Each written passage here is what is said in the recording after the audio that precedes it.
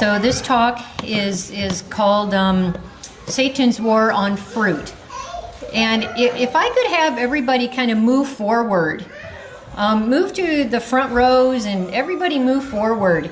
So because we're going to have a Q&A at the end as well. Instead, it's so nice to not have everyone so spread out.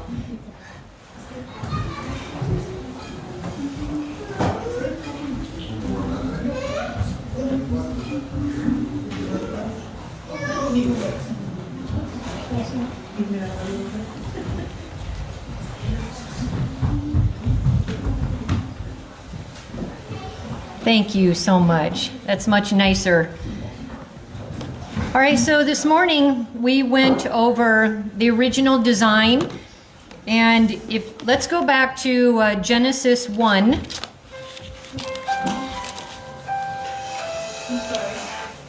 One 11, and God said, "Let the earth bring forth grass." Now we can't digest grass. So when you look in the original Hebrew text, it actually is sprouts. So that's young, tender greens. The herb yielding seed and the fruit tree yielding fruit after its kind, whose seed is in itself upon the earth, and it was so.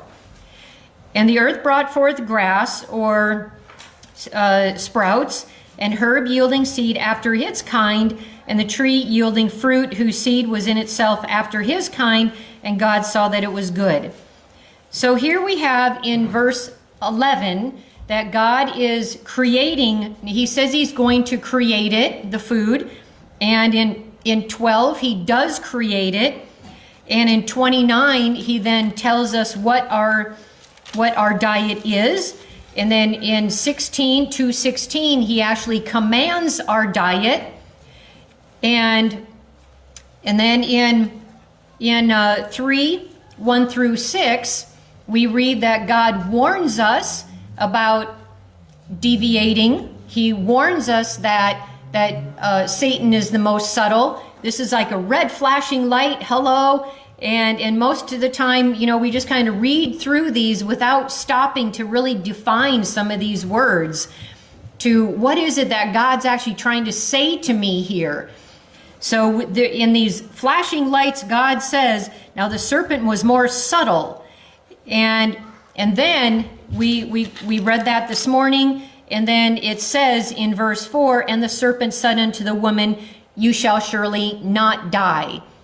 So here we have that God gives us a command, and if we eat of anything different of that, we surely will die. But Satan leads us to believe that we will not die. So here's a principle that we are not at liberty to eat however we want.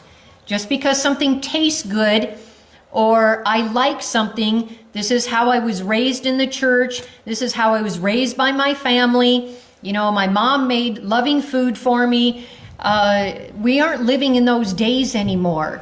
We are living at the very end of time. We know that the mark of the beast is actually forming right now down in the United States. I'm sure that you are all familiar with what's happening down there, that they on May 17th, that they have dedicated the country back to God again. And then on July 4th, they are actually having a nationwide, President Trump has invited the entire country to Washington, D.C. Anyone who wants to celebrate giving the nation back to God and having one day of rest a week. So this is all starting, and we've been warned about this for 150 years. It's here, it's happening, and it's time to take the next leap of faith into where God's trying to lead us. Now, when we read that quote that says that if we overcome appetite, we can overcome any other sin, then that means that it shows that if I don't overcome appetite, I will not overcome any other sin.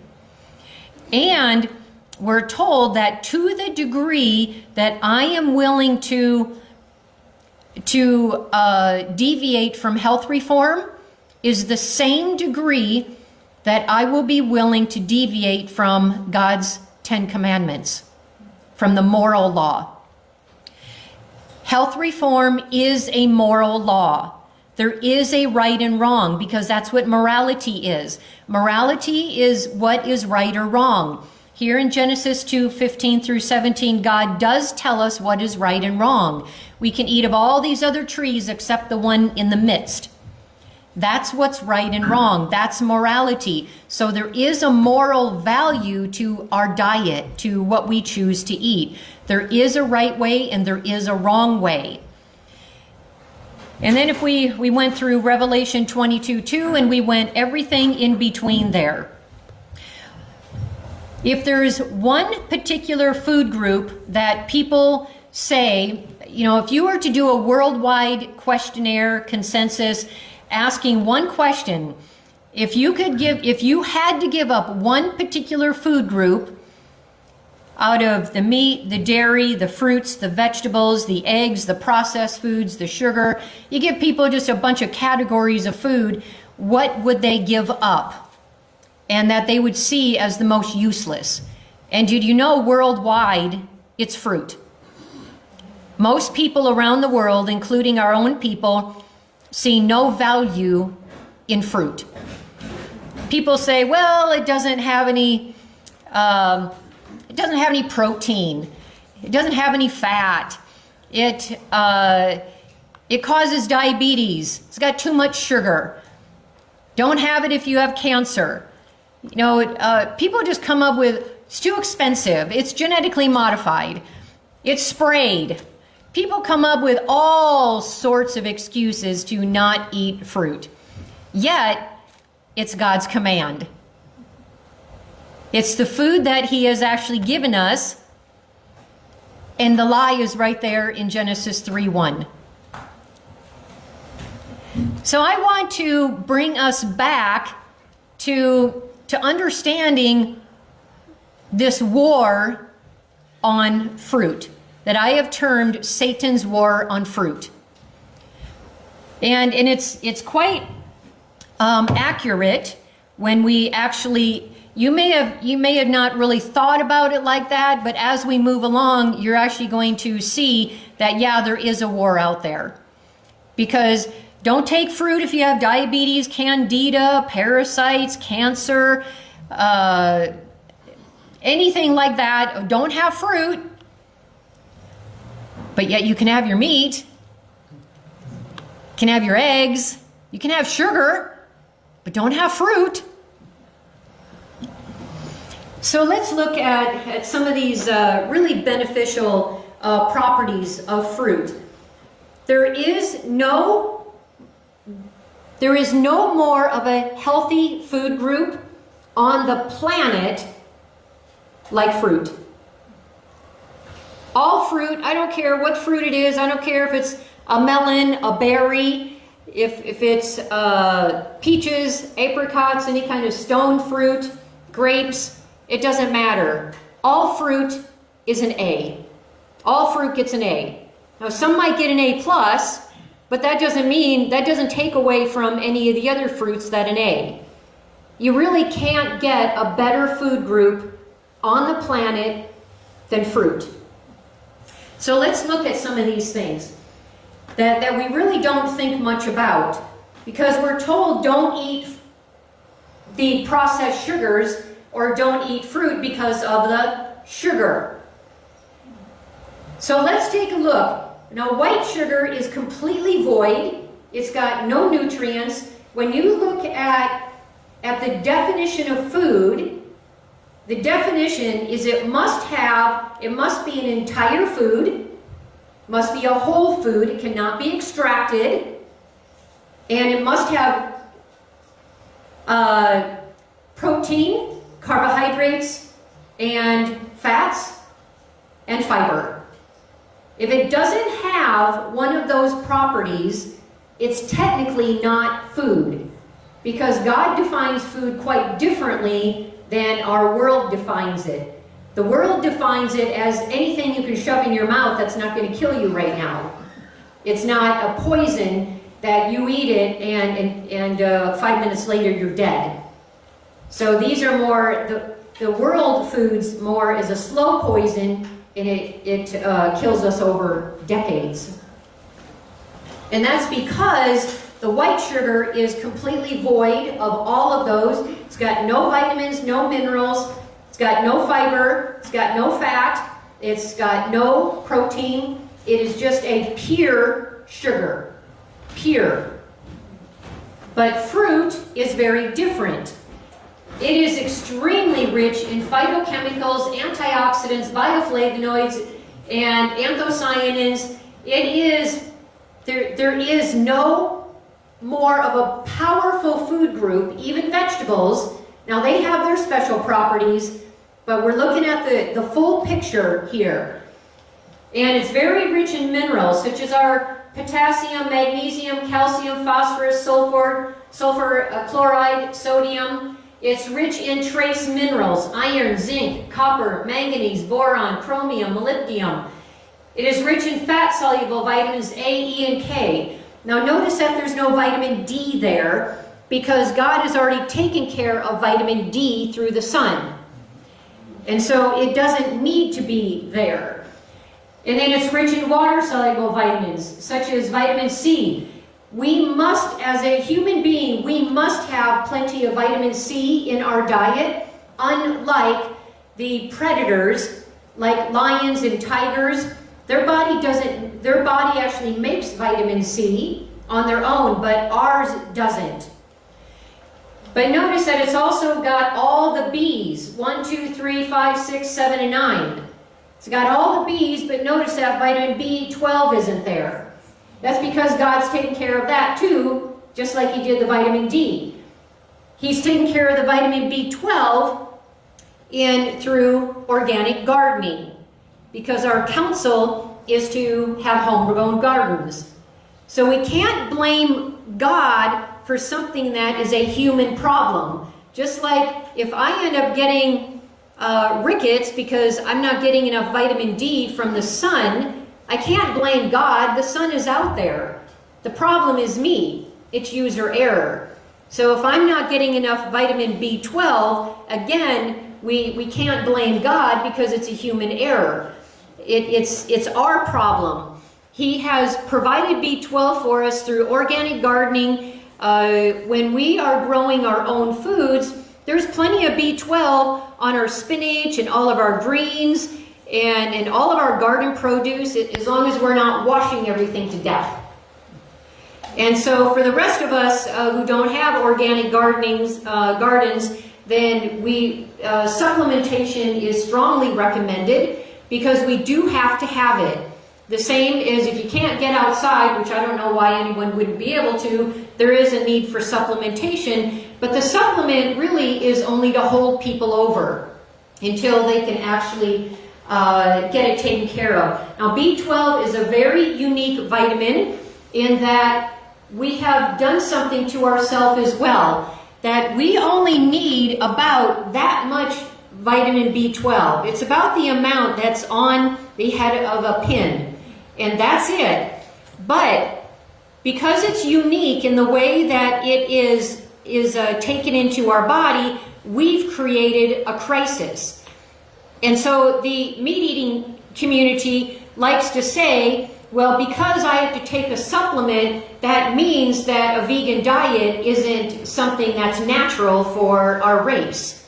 Well, if we take it a step further, what we've done to ourselves is, so say I'm now just this little embryo in my mom, and as I grow in her, she's taking meat and dairy and eggs and drinking milk every day, thinking she's doing the best thing that she can. And now, because there's lots of B12 on animal products, because B12 is it's bacteria. It's like dirty. And so there's lots and lots of it on animal products. And yet somehow God has created that our body needs that. It's how we work in symbiosis with our environment. So as I am now born, because my mom is a meat eater, for example, and having lots of dairy and eggs, Now, when I'm born, my B12 level is way, way high. And my body has become accustomed to that amount of B12. The way that B12 works is that the more that my body intakes, the sloppier my body gets in utilizing, storage, and the usage of it. And so now, I only need like that much, but yet I'm getting this much. So now it's like trying to fill up a little kid's pool, you know, those little pools that are round and they're only about that tall and you put in about that much water. And I get a fire truck with a fire hose and I turn it on full blast and I'm trying to fill the kiddie pool. Well, it's just the water is just going everywhere. It's not very efficient. I have to turn down the hose, turn down the amount that I'm getting in so it can actually get into the pool instead of splashing all out. And that's what happens with B12 when I am raised now with animal products.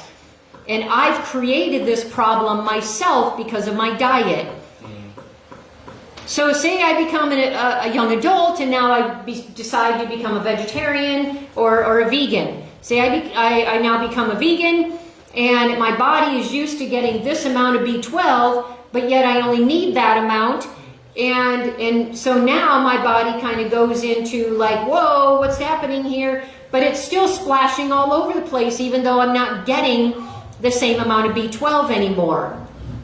So we need to retrain the liver and we need to retrain how it's utilized in our body. Our liver stores about 5 to 7 years of B12. That's why a lot of new vegans don't have any problems in the beginning. But somewhere around 5 to 7 years, maybe a year or two sooner, maybe a year or two later, depending on the individual, but statistically 5 to 7 years.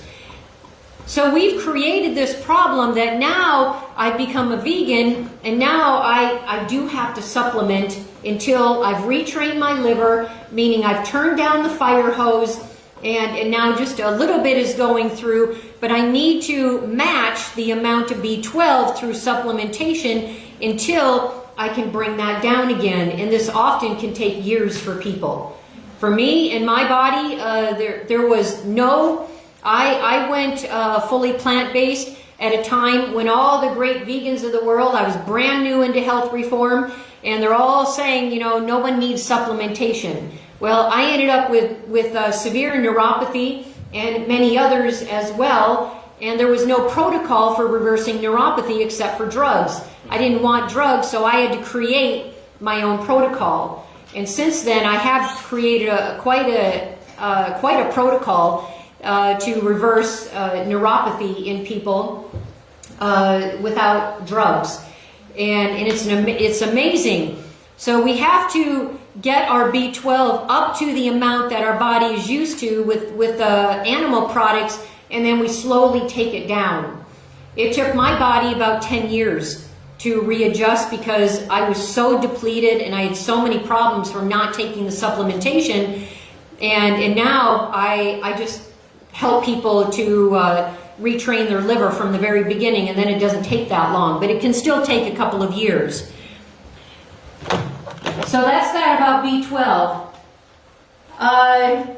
Fruit is actually calorically life-sustaining, meaning that if that's the only thing that we had, and we were living out in the tropical wilderness somewhere, and there's just trees galore, and that's all we had, we would be few in a very few nutrients, but calorically we would survive.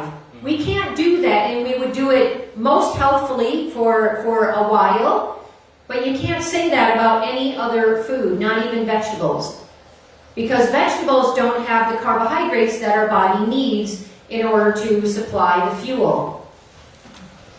So it can be a whole meal, and our counsel is to even have a fruit fast for a couple of days, and it's very beneficial. And so where we are going to be low in a few of those nutrients, there's one particular food that fills that gap, and that's greens. And so now the greens fill the extra calcium we need, the extra sodium, and the K that we need, and the B12 and the D are provided by God. So it fills in that gap, and also iron should be in here. So it fills in the rest of that gap, and so between greens and fruit, and you just throw in a few nuts and seeds, then we literally have everything that we need for our nutrients. See, our body doesn't care where the nutrients come from. It just it needs to have the nutrients. So if it's all plants, it's getting its nutrients. But we can live a very healthy life for decades and decades until the day that we die with only fruit and greens and a few nuts and seeds. That's it. Does that sound familiar? There is nothing missing out of all the nutrients that our body requires. Outside of fruit, as long as you're getting a nice wide variety of fruit. And then people also say that, well, there's no protein. Well, that used to be true, but that is no longer true knowledge anymore. All fruit has all amino acids. First of all, no plant foods have protein. They all have amino acids, which are the building blocks for protein. Our body doesn't like to get a full protein or a complete protein, as we call it. It wants the building blocks instead. That's why when you see people who are plant-based, they often look younger than somebody who eats meat that has more wrinkles, they have more health problems, they have more fatigue, all sorts of issues. So these problems are not related to plants, they're related to the other foods that we eat. Because we don't want to give up those because we see that fruit is completely useless. Yet it is the healthiest food group on the planet. Doesn't that sound familiar? Fruit, greens, herbs, few nuts and seeds. Doesn't that sound familiar? Like, what diet does that sound like? Yes, that's the Genesis diet. So as a researcher, I've wanted to make sure that this is actually in the research, that I can actually prove to people that it provides everything, and it absolutely does. There's nothing outside of these groups and it makes sense that we don't need anything outside of these foods. Because why would God give us a diet that is nutrient depleted?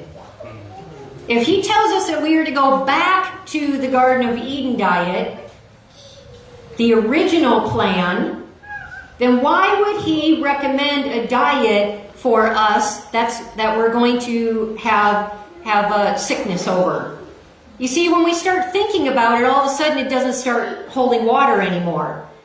But the research does support a whole food, plant-based, raw diet very clearly. Fruit also has no cholesterol. It's got no saturated fat. It is high in simple carbohydrates, which our body needs as an energy source.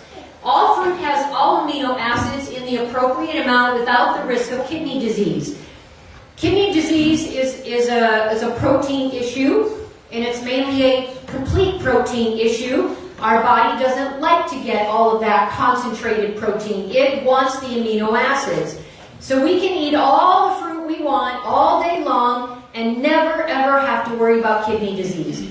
But see, we can't do that with animal products because that actually is the cause of kidney disease, at least one of the causes. All fruit has all amino acids. That is fairly new knowledge. I think it first came out, I don't know, maybe 5 or 6 years ago, that we finally, researchers finally looked at the building blocks of fruit. And now we know for sure that all fruit has all amino acids. Some are high in some and low in others, where other fruit might be high where this one's low, and it might be low where that one's high. So if we are getting the nice wide variety, we're getting all we need, and our body knows how to store our amino acids until the other building blocks come along. And we don't have to worry about whether we get enough protein.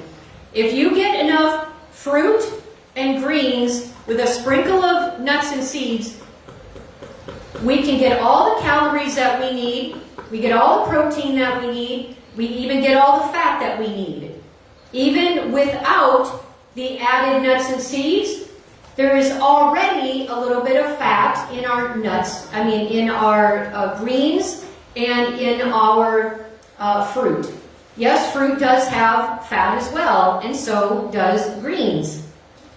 So we will get more closer to what's the one time in life that we need the most amount of protein? What is protein for? Muscle. Yeah. So it's people want to, we've been conditioned to think it's for muscles. Well, it is for muscles. It's for repair, and it's also for growth. And so there's one time in our life that we need the greatest amount. And when is the greatest amount of growth happening in our body? At birth. Yeah, when in our young years, we're born. And that's when, from 0 to 18, basically, is when we are doing the greatest amount of growing. And many kids are full grown by 12, 13. That's the time that we need the greatest amount of protein. And especially as toddlers even bring it back before that, they are really rapidly growing for the first couple of years. And so they need the most amount of protein. And what about mother's milk? For the first year, they're only just getting mother's milk at the greatest time of growth. And how much is that protein? It's only about 7%. And yet, we have been dealt a bill of goods that we need all this protein when we actually don't. You see, it's Satan's war on fruit. He doesn't want God's people or anybody in the world to be healthy. He doesn't want anybody to see the value of fruit because that's what removes our diseases. Fruit reverses like almost every single disease out there. It's amazing.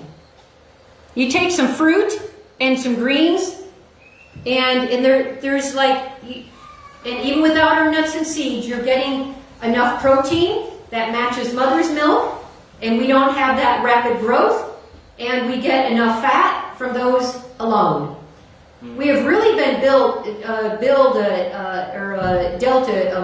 of goods, where we think that we need all this fat, all this protein, yet that's what's killing us. What we need is the high carbohydrate that comes from fruit. Because every single cell in our body needs fruit, that kind of glucose, in order to run efficiently. We can eat it in abundance with less concern of weight gain. It's almost impossible to gain a bunch of weight and to be obese on fruit. You have to eat and eat and eat beyond comfort at every meal.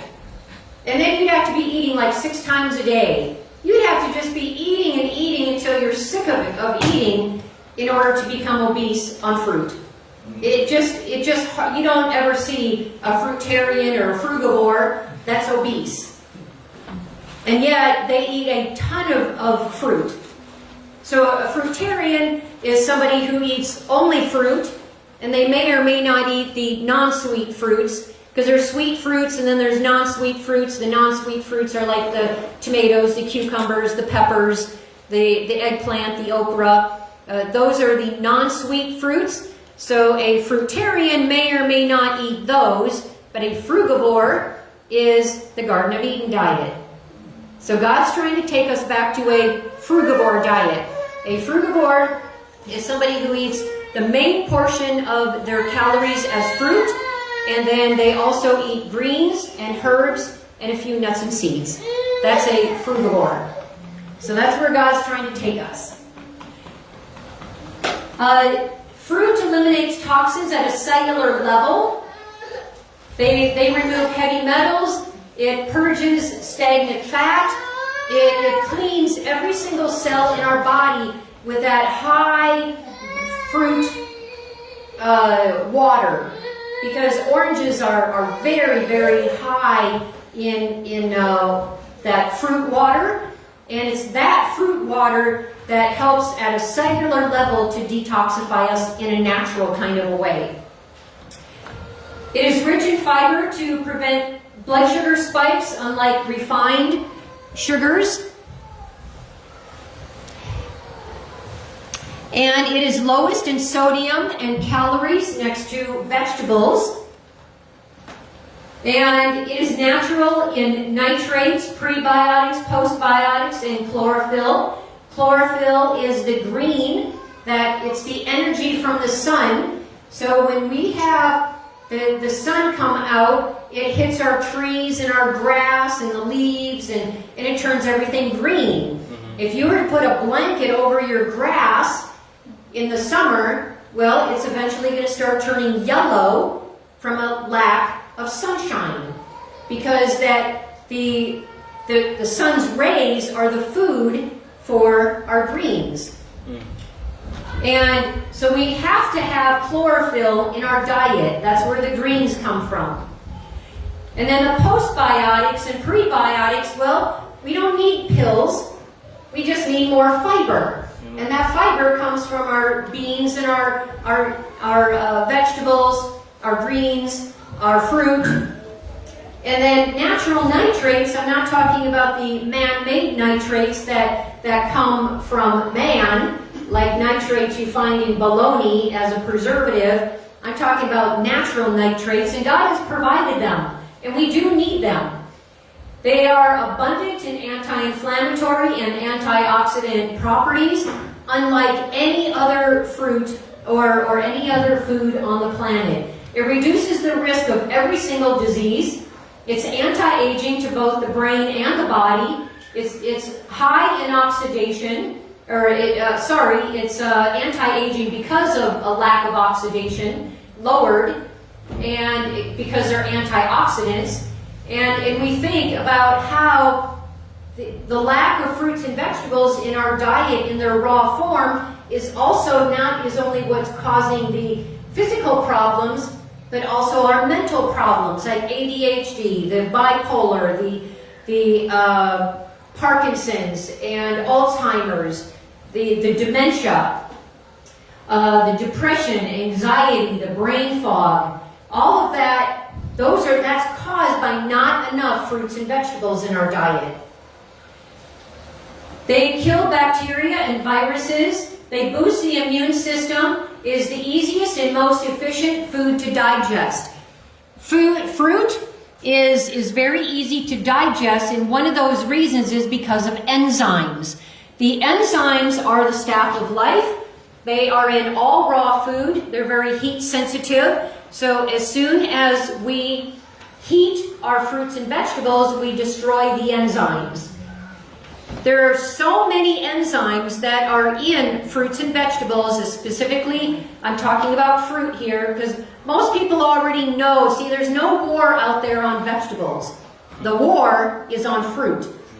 And that's why I talk about fruit specifically. So I'm not downgrading vegetables at all. It said I'm trying to prove a point that there's nothing wrong with fruit. In fact, it's not only nothing wrong with it, but is extremely beneficial and absolutely necessary for our good health. And it's the diet that God is trying to lead us back to.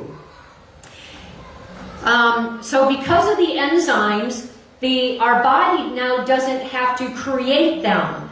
What it does is, if we get all this cooked food in our body, our body has to go out to the rest of our body and say, oh, you gotta unassemble yourself, because say we got an injury somewhere. Well, we've got enzymes for everything in our body. Enzymes that help us to see, help us to hear, to taste. We have enzymes that run our blood, that run our liver, that run our pancreas. You see, we need enzymes for every single function in our body. For me to move my finger, it takes enzymes. When I have no enzymes left in my life ceases. I must have enzymes. So fruit has enough enzymes that it actually breaks down itself, and where my body doesn't have to go out and bring back from the assembly line all of these enzymes and proteins and then reassemble them in another factory in my body, and then now make enzymes, because now I've had a heart attack and I've got the heart enzymes I'm sure that you've all heard about. That if doctors want to know if someone's had a heart attack, they take blood and they're testing for the heart enzymes. Because are the enzymes elevated? Because now the body is producing these kinds of enzymes that it normally doesn't produce, and wherever there's injury is where the enzymes are now made. And our body goes through a hard time when it has to pull all these proteins and amino acids and enzymes out of other places in our body. So it needs to reassemble them to wherever it needs to go. But with fruit, it just comes with them naturally. It is in a perfect symmetry of protein, carbohydrates, fats, and enzymes, and fiber. Everything is just perfect for its own digestion. I don't know if you know any frugivores out there who only eat a raw diet. But if you do, you'll notice that they are people who look very, very young. And even there are 70 and 80 years old, 70 and 80-year-olds out there that are eating only a frugivore diet, and they look 30 years younger. They barely look over 50, and they might be 80. It's amazing, and that's because of the enzyme bank that fruit provides.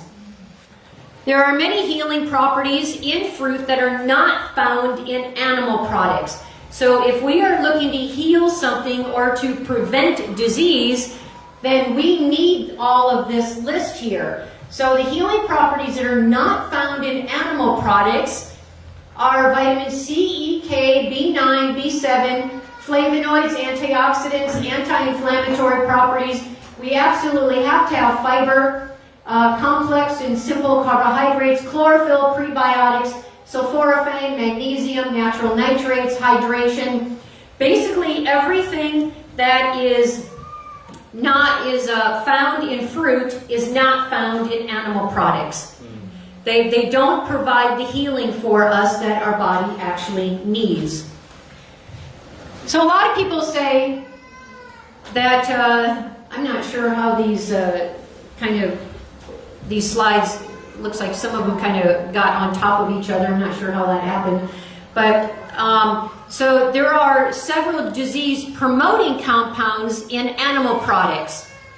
Because a lot of people think, well, Jesus ate fish, and I'm trying to lose weight, and I'm trying to get rid of my diabetes, and the world is out there, and what kind of diet are they on? Meat. A high meat diet. A carnivore diet, yes, exactly. So if we are trying to reverse and prevent disease, then we have to look at the components of animal products to see why animals aren't the answer to prevention and reversal of disease. They're very high in cholesterol, they're very high in calories. Per 100 grams of animal products, there's between 135 to 400 calories, but for plant foods on 100 grams of plants, there's only 50 to 100 calories. That's one of the reasons why it's very difficult to become fat as a vegan, and whether a frugivore or not. I mean, just eating plants like brown rice and quinoa, eating our root vegetables, those kind of brown rice. So they have a much lower content of fat and protein and the disease-promoting calories. So they're very high in saturated fat. It raises the LDL, which is linked to heart disease and stroke. They're very high in trans fats. They contain the fat in blood. And our people who are eating animal products still, you must know that if you think that you're in the right for eating animals because they're clean, you might want to think again, because it's actually against God's principles anyway, because any animal product that is in the grocery store, it will still have the fat and blood. So we are out of God's command, even if we are eating meat. If we do eat it, it should be in the kosher, or don't eat it at all. The animal products have complete proteins, which stimulate cancer cells. They're very high in acid, and it causes protein fermentation because it takes so long to break down. In a plant-based meal, the meal is usually out of the digestion well before 24 hours, 12 to 24 hours, where an animal-based meal doesn't leave the digestion even up to 72 hours or more, depending on what you ate, how much you ate, if you're snacking, and if you continue to have it meal after meal, it starts to accumulate. So it matters. Our body doesn't like complete proteins. It just creates fermentation in our gut. And then they have the iron. And what's the first thing that doctors will usually tell us if we are low in iron and a low hemoglobin? What's the first thing that they tell us to eat, especially if they find out we are vegan? Liver. Yes, liver, meat, yes. But there are many other things. There are many plant-based iron products as well, and that is the number one is found in greens, and that's because we're not eating enough greens that we then become low in hemoglobin. And there are other things as well, but that's just a big one that now I'm not talking about a side salad here. I'm talking about, for example, the salad that you guys had on your potluck table, that was to be shared among everybody. That would be the amount of one salad for one person in one meal. That's the amount of greens that I'm talking about. Yes, it does take time to get there. Your body has to adjust to that amount of fiber. But see, that's what we're going to be eating in heaven forever and ever and ever. We're going to be eating giant salads, lots of greens, and we're going to be eating lots and lots of fruit. So why not just start practicing right now? Amen. Because when we're on the run, what do we think God's going to feed us? He's not going to be having a fire. He's not going to be bringing us beans and rice and our hot dogs and ice cream. He's going to be bringing the food of heaven. And see, our training grounds right now on on earth is in preparation for heaven. Because there's a pre-investigation going on right now. That investigation that's going on right now is to show the unfallen worlds and the unfallen angels that we are safe to take to heaven or not. Then you have the investigative judgment that happens for 1,000 years. And then you've got the post-investigation that shows why the unredeemed are not saved. You see, there's 3 parts to that, and we're in that first investigation right now. We're in the investigative judgment. The unfallen world is looking at each one of our lives. Are we safe to take to heaven to make sure that there's not going to be a rebellion again? And if we have any part of our appetite that has not been tamed yet, and we're still eating our 14 Twinkies a day, and I'm not willing to give them up, then will I be safe to take to heaven? Because again, we're told that if I overcome appetite, I can overcome every other sin. Meaning that if I don't overcome appetite, I will be in rebellion. And I will break God's law to the same degree. Giving you lots of food for thought, eh? It's also very high in the sulfur amino acids, the methionine, the AGEs, the HCAHs, the PAHs, the endotoxins, the antibiotics, and the things that then get injected into animals. They are very high in naturally present hormones, which your body and my body, all mammals have go through cycles of hormones, and that's quite normal. And so you've got natural hormones. Then we wonder why when we take animal products into our body, we wonder why I start having problems with my hormones now. Because I'm adding on so many other hormones that it just creates havoc in my body. And then now not only on top of naturally present hormones, now cows are impregnated and then they're milked while they're pregnant, which now with lactation, there's many more hormones, which leads to higher levels of reproductive hormones, and the estrogens are 100 times higher in late pregnancy milk, and we drink that. And we start to wonder why I start having hormone problems. Progesterone then is heavily elevated. The IGF-1 is elevated, and it's that IGF-1 that is well researched to show that it's got so much cancer relation to it. And then now the third step is not only do they naturally have enough hormones, but now we're drinking and eating pregnant animals and their animal products.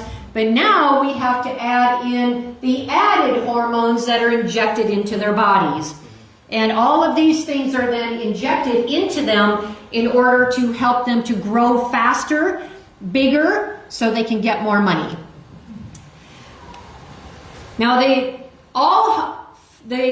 fad diets are those diets out there that are high in protein. And that's very common.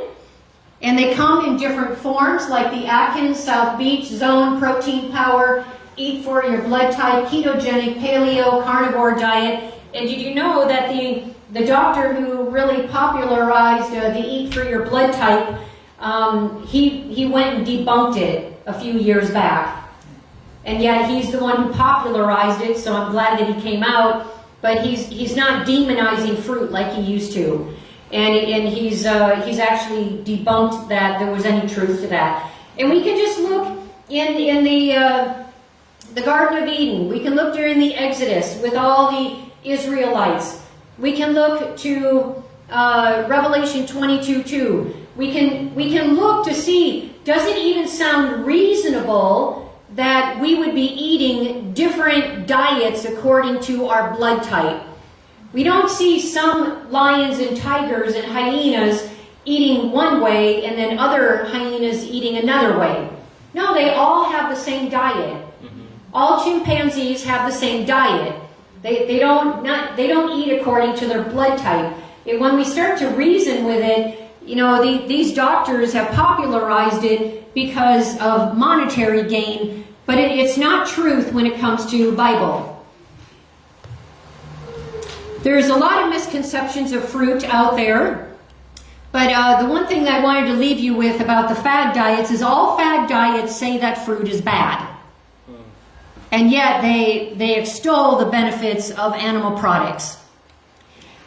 So some of those misconceptions are don't eat bananas and grapes, they're going to make you fat with a carb overload. Well, I don't know about you, but I've had a banana pretty much every single day of my life for the last 30 years. And there have been times when I've had 7 or 8 bananas in one sitting. And so it doesn't even make sense. I mean, so if that were true, I would have to be on a weight loss program. It doesn't even make sense that bananas make us fat. You see, Satan will just come up with anything that he has to in order to sway us away from fruit. Whatever sounds reasonable. And in us health people, we're quite gullible, and we're just going to believe anybody out there. Well, Dr. So-and-so, you know, said something, and that's why I no longer use research, because it's your research against my research, but I say let's get back to the Bible and the spirit of prophecy and start using that as our foundation again. Amen. instead of research, because we have become people of the research. We're no longer people of the Word. So I say, let's get back to the Word. So mangoes and cherries have too much sugar, but yet no one ever mentions all the fiber that's in those fruits. You see, it's all of the first screen that I had were all the beneficials, all the vitamins, the minerals, the bioflavonoids, the antioxidants. You see, no one ever mentions all of those when they say don't eat too much sugar. So we're basically telling God that He's flawed when we tell Him that His fruit has too much sugar. We're telling Him that He's wrong. We're also told don't have cranberries because it's going to cause kidney stones. Well, I think that's kind of funny because it's often cranberries that's recommended when people have kidney problems. But yet it's a misconception out there. Don't take oranges because they're going to erode your tooth enamel. Well, I have oranges probably every single day also, and there might be times I have maybe 17 of those little mandarins in one sitting. And if oranges or citrus created tooth enamel, I wouldn't have any teeth. You know, some of these things just don't hold water. But there is one that might hold water a little bit until we know the full truth. But we're told don't eat leafy greens or limes because it can interfere with some medications. Now, if anyone that you know is on an anticoagulant, what's the first thing that your anticoagulation nurse is going to tell you? Don't eat greens. Because there's a contradiction in you see, if you have a heart attack or a stroke or a thrombosis of some sort, you're going to be put on an anticoagulation in order to thin your blood out more than natural. So they're trying to create really watery kind of blood, and so they always warn you, be careful, don't stub your toe or hurt yourself or cut yourself because you could bleed out. That's not normal. So vitamin greens have a lot of vitamin K, which help to coagulate our blood naturally. And so they work in opposition to each other. So when someone comes to me and says, Dr. Janie, my goal is to get off of my medications. I'm not a medical doctor, but I know how to work with people to get them off their drugs. So I have to call the anticoagulation nurse and their doctor and work with them, and I have to teach them. Look, we have a patient in common who's asked me to help them get off their medications. I need your help. And so I have to educate them about how greens work and, about diet stuff, and then we can safely get the person off of these medications safely. We're also told don't eat strawberries because they're bad for the environment. Now, this one's kind of hilarious as well. And where us health people, we're very gullible because of all the sprays. Well, I can't eat fruit, can't eat my vegetables because of all the sprays. And the herbicides, the fungicides, the pesticides. But let me bring some reality to this situation, because I will never tell you to not eat fruit. Now, strawberries, if you're familiar with the Environmental Working Group down in America, it's a nonprofit that takes fruits and vegetables once a year throughout all the big box stores, and they test them for how many pesticides, herbicides, fungicides, and all the chemicals that are on them.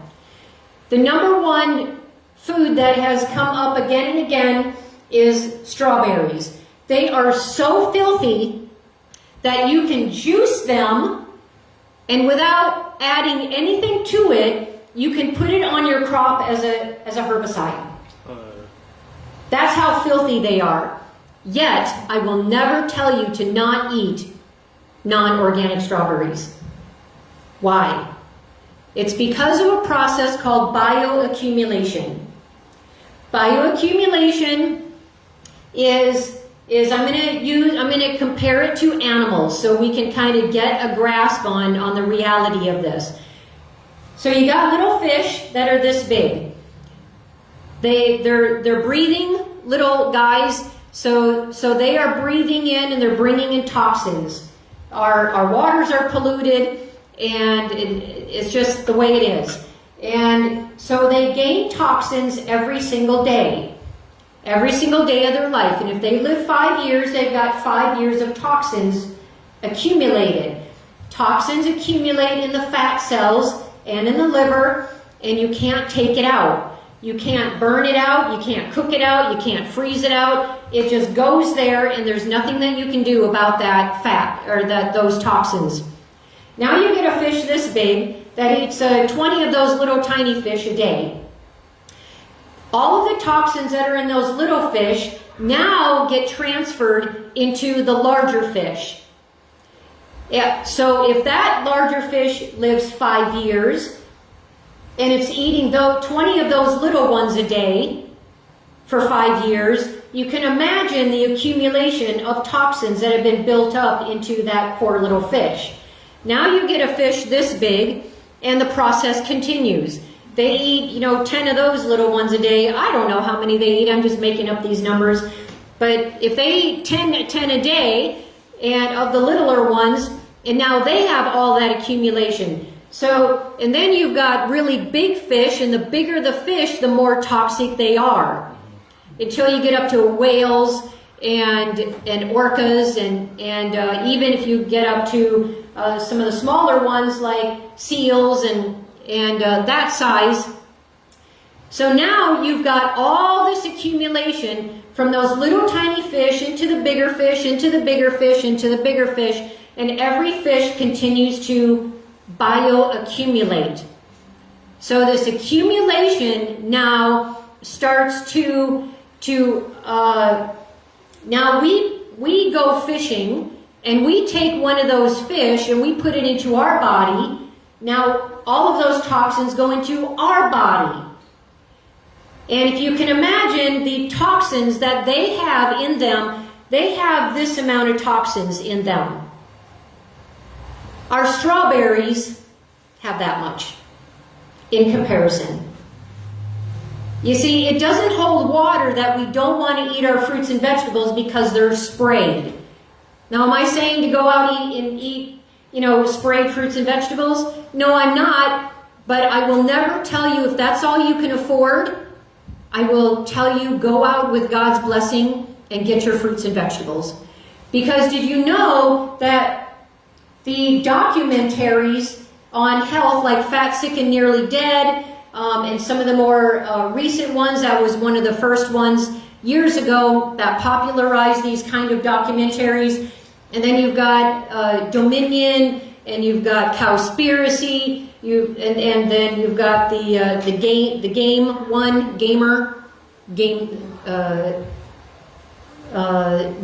game something, and talking about athletes, and all of them use non-organic.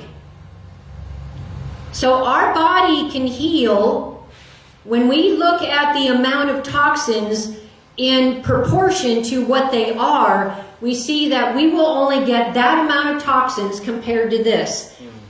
And our toxins are mainly found in all animal products as well as processed foods, most of our processed foods. You can't cook it out, you can't freeze it out, it's just there. And then we we need to start detoxifying our body because of what we're eating. And so then we end up with health problems ourselves. So there is a little bit of truth, but let's talk about the rest of the story. And the rest of the story is called bioaccumulation. So we don't have to fear our fruits and vegetables, even though they are non-organic and they have been sprayed. Fad diets never include an all-fruit feast, yet that is our counsel. I'm going to go over that. Fad diets all say that fruit is bad and that we need to cut down and eliminate it. Now I used to, because I'm a researcher, I used to have research behind every single one of these diseases here. But I've taken them out because I want us just to have our solid foundation on God. On the Bible and Spirit of Prophecy, let's see what they say. Who cares what the research says? We put way too much emphasis on research. So a high-fruit diet reduces the risk of diseases such as diabetes, heart disease, obesity, cancer, cardiovascular disease, kidney disease, hypertension, hyperlipidemia, stroke. It promotes bone health. It helps with detoxification, improves eye conditions, autoimmune disease, arthritis, asthma, inflammatory diseases, mental health issues, mood imbalances, brain deterioration. So all the mental health problems can be helped through diet. Bowel disease, headache, migraines, and the list just goes on and on. But I want to share something with you. It's really important for you to understand this. So, as there is the rest of the truth in Genesis 3:1, where we're told Satan is the most subtle, and didn't God say that we could eat of every fruit of every tree in the garden? Well, yes, He did, but there's the rest of the story. So we are told, if you have diabetes, or if you have cancer, if you have any kind of issues of candida, don't eat fruit. But I want to share now the rest of the story. So what is happening here? So our liver has, all cells in our body have insulin receptor sites. And in our pancreas is what releases insulin. When we have an insulin that matches the shape and size of this key, and then it opens the door and allows the glucose to go in. Now that key is a very specific shape. Your house key does not fit into your car door, and your car door doesn't fit into your gate lock. It's a very specific shape for a very specific function. Your car door is locked because you don't have the proper key. You need the proper key in order to unlock your car door. You can't use your house key. That's what's happening here. So the insulin is the key that gets into the insulin receptor site. And the way that our body is supposed to work is that it goes to our muscles, our insulin, and when we eat, our blood sugar starts to go up. And the more processed our foods are, the faster it rises, and the faster our pancreas produces insulin. But when we eat whole food, plant-based, with lots of fiber and nothing that's refined, then our blood sugars just go up very, very naturally, very slow, and there's no spikes. Even if we eat all oranges just for our meal. It just doesn't work like that because of all the fiber. So the insulin will go over to our muscle cell and says, knock, knock, I have to bring the sugars down. Can I come in? The muscle says, sure. Just put your key in and unlock the door, and I'll take as much glucose as you need.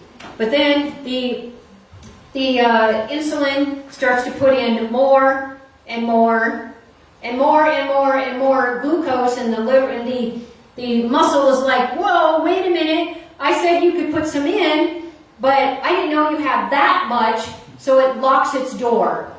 And the insulin is like, well, now what do I do? So it goes to the liver. It goes, knock, knock, I need a place to put excess sugar. And the liver says, sure, that's my job. My job is to store sugar for in a case of emergency or fasting or whatever. So yes. And so the insulin opens up the door and it starts putting sugar in there, glucose, and then more and more and more and more. And the liver's like, whoa, wait a minute.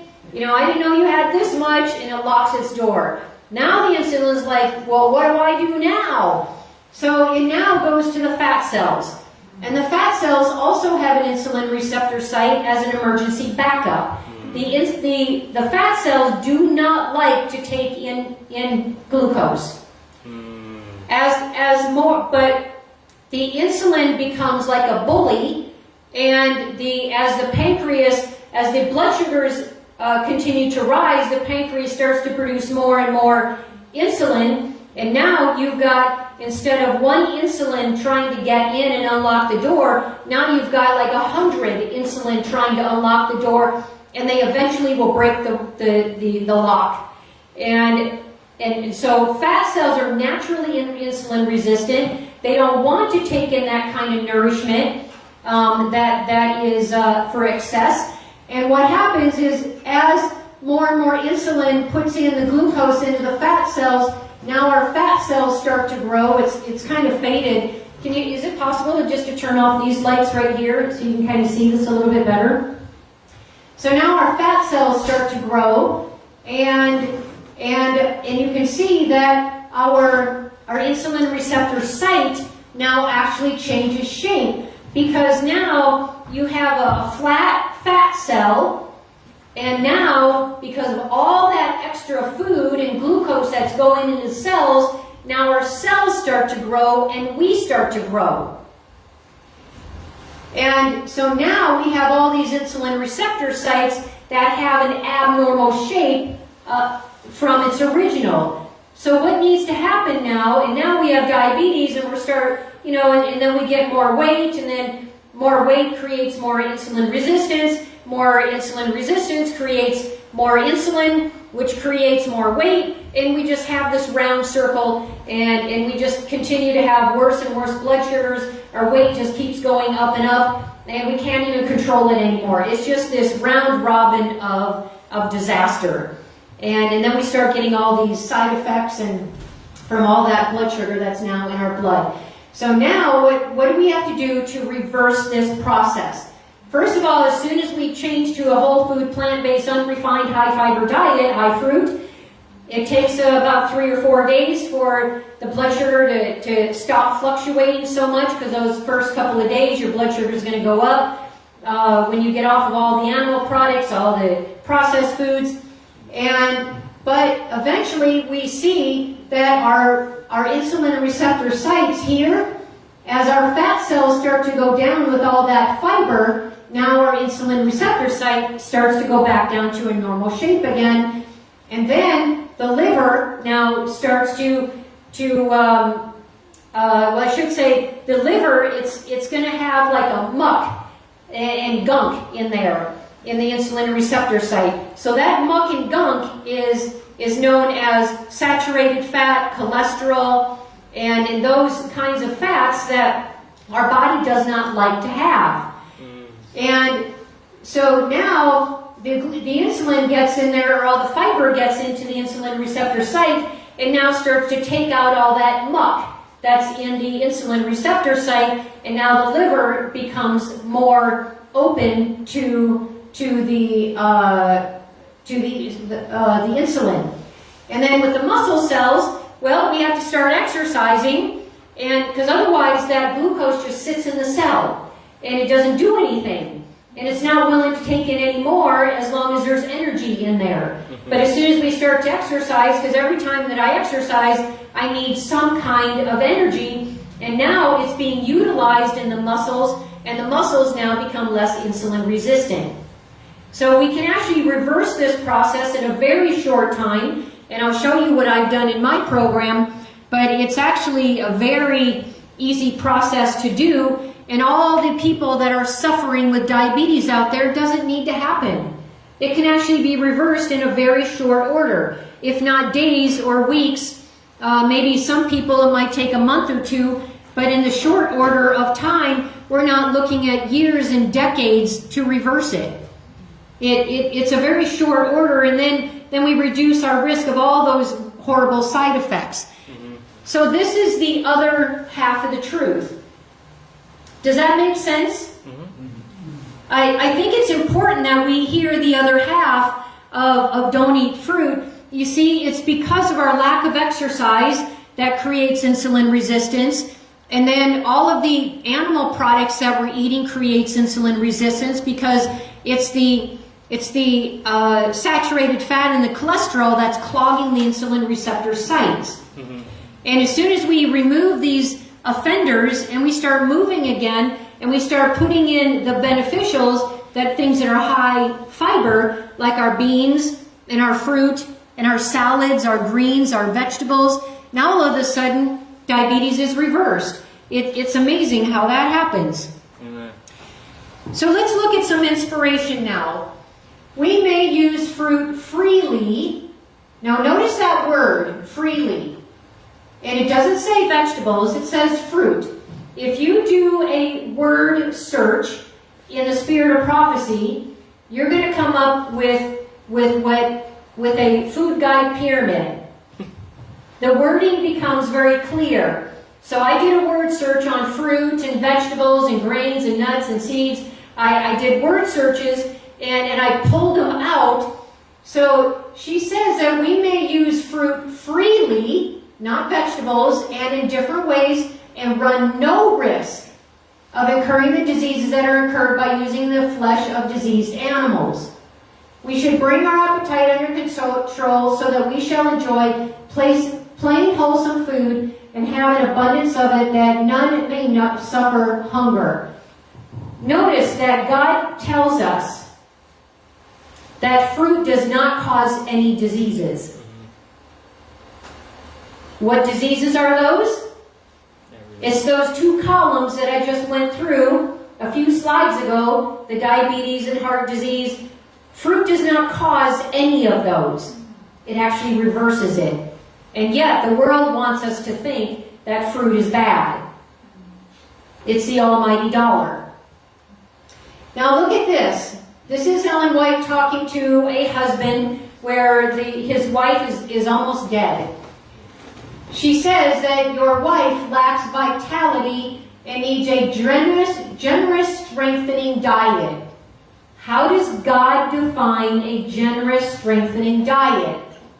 She should have a good supply of meat. Fruit. She should have a good supply of fruit. Not vegetables. As wonderful as vegetables are, I'm trying to make a point for fruit here, because most people know the benefits of vegetables. And not be confined to the same things from day to day. She has a slender hold of life. She is diseased, and the wants of her system are far different from those of a healthy person. Here she is. Who knows what disease she has? Some kind of wasting disease. Might be end-stage kidney disease, cancer, end-stage diabetes. I don't know. But whatever it is, if it were important for us to know what disease that was, we would have been told. But no, God says, in general, the sick need to have a generous, strengthening diet of a good amount of fruit. Notice that she's almost dead. So for a dyspeptic stomach, which is indigestion, you may place upon your tables fruits of different kinds, but not too many at one meal. Now, this is, I would say, most people when they have indigestion, the last thing they think about is fruit. Yeah. They generally think of bread, pasta, rice, white rice. They don't think of fruit. But yet, that's our counsel, is fruit. Let's read some more inspiration. The more we depend upon the fresh fruit, just as it is plucked from the tree, the greater will be the blessing. A plain, simple, but liberal supply of fruit is the best food that can be placed before those who are, what? Preparing for the work of God. Wow. That sounds prophetic to me. That sounds prophetic that God's end-time people are going to be eating a lot of fruit. Like a lot. A fruit diet for a few days or a fruit fast has often brought great relief to brain workers. Who are the brain workers? The engineers, pastors, accountants, teachers, kind of everybody. Lots of brain workers out there. But who might it not include? those big tree fellers. They are constantly running up and down the mountains in great shape. So a fruit fast. And yet we're told, don't eat fruit, have one piece or half of a green apple. Wherever fruit can be grown in abundance, a liberal supply should be prepared for a winter. Apples are superior to any fruit for a standby that grows. All should be acquainted with the special value of fruits and vegetables fresh from the orchard and garden. She uses the word special value with the word vegetables only when it comes with fruit. She doesn't say to understand the special value of vegetables alone. She categorizes now vegetables with fruit as having special value. So what I'm doing is I'm building a food guide pyramid here for according to what we're reading. Do not eat largely of salt. Avoid the use of pickles and spiced foods. Eat an abundance of fruit. And the irritation that calls for so much drink at mealtime will largely disappear.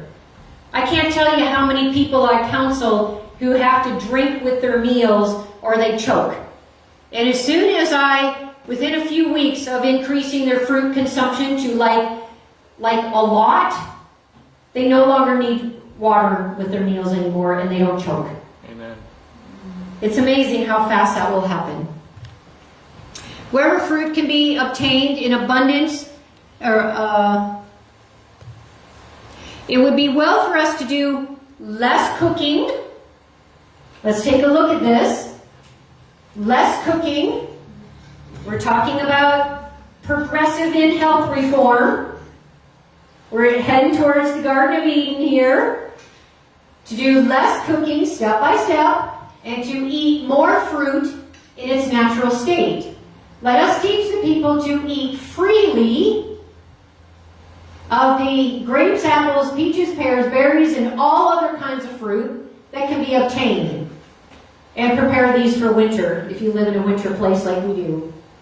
Let them impart this knowledge as they would Bible instruction. Let them teach the people to preserve the health and increase the strength by avoiding the large amount of cooking that is filling our world with chronic invalids.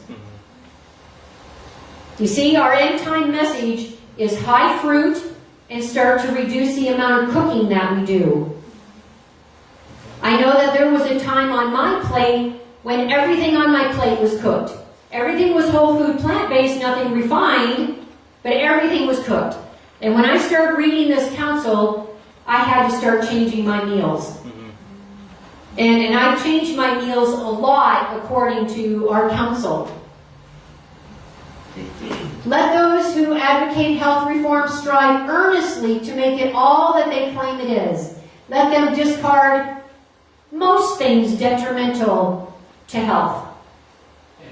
Is that what it says? Everything. Everything. God says everything. When God says don't touch of that tree and don't eat it, He means don't even be horseplaying around and don't even accidentally touch that tree. When God says everything, He means everything. Like 100%. Like Daniel, Jesus, John the Baptist. No compromise. But again, it's step by step by step. It's not an all or a none. You're not going to wake up tomorrow morning and be 100% health reformer. I mean, in diet at least. You can in thought and direction, because it's the general direction in which we are going. But this is how we are to be moving more and more, and it's going to take time. Fruit is excellent and saves much cooking. It's not the fruit that causes diseases like obesity, diabetes, cancer, candida, fatty liver, and other symptoms like the world wants us to believe. Oh, if you have fatty liver, you can't have fruit. But yet that's our counsel. Fruit is the ultimate healer superfood. It's perfectly balanced, it's nutrient dense, it's antivirus, antibacterial, anti-aging, and it is our best friend when it comes to mealtime. Remember, Satan was the most subtle of all the beasts of the field. Have we believed his lie? Are we eating whatever we want and whatever tastes good and whatever I'm used to? This is what my church has taught me. This is how I was raised in my family. It's time to move on to the next step. God even tells us how to budget our food when it comes to food. Provide an abundance of good, wholesome food. It says, do not practice economy in this direction. Do not practice economy. And yet, what do? Well, we pay for our school bills. We want a vacation. We want an expensive house with a high mortgage. We want an expensive car that we might have to have a loan on. We want more clothes. We want to buy knickknacks for the house. And then whatever's at the end of the month, whatever's left over, then I'm going to buy my food. And then I end up with ramen and macaroni and cheese and all the flour products and things that are cheap. But God says turn that around. So what is God's order for our budget? It's tithe, it's offering, and it's our diet.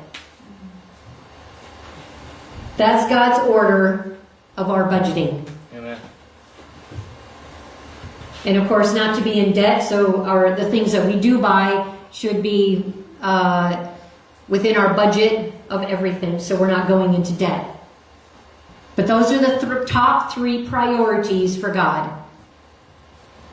Our tithes, our offering, and our diet. Fruit, if it can be obtained, is the best article of food.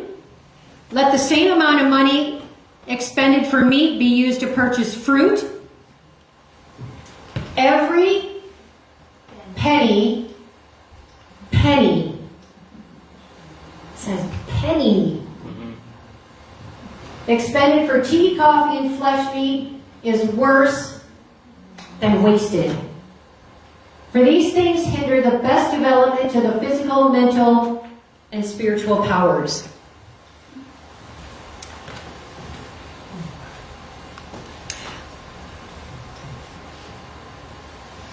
Let fruit be placed on the table in abundance.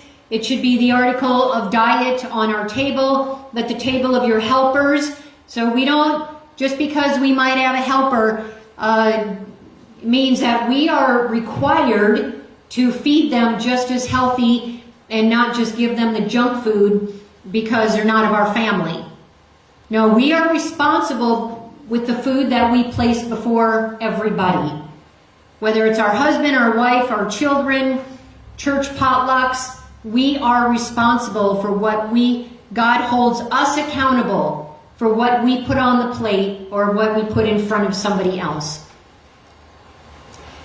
And everything that we serve is to be health reform. Supply with an abundance of good fruit, grains, and vegetables prepared in a nice, wholesome way. Here we go. The Lord intends to bring us back to live upon simple fruits, vegetables, and grains. God provided fruit in its natural state for our first parents. In order to know what are the best foods, we must study God's original plan for man's diet. The original plan is the Garden of Eden. He who created man and who understands his needs appointed Adam his food. Behold, he said, I have given you every herb yielding seed, and every tree in which is the fruit of a tree yielding seed, to you it shall be for food.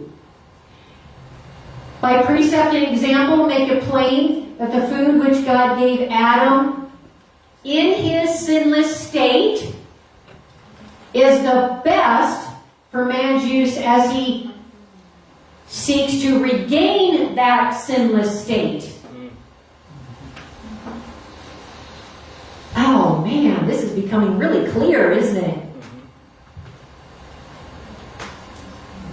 Again, we never eat our way to heaven.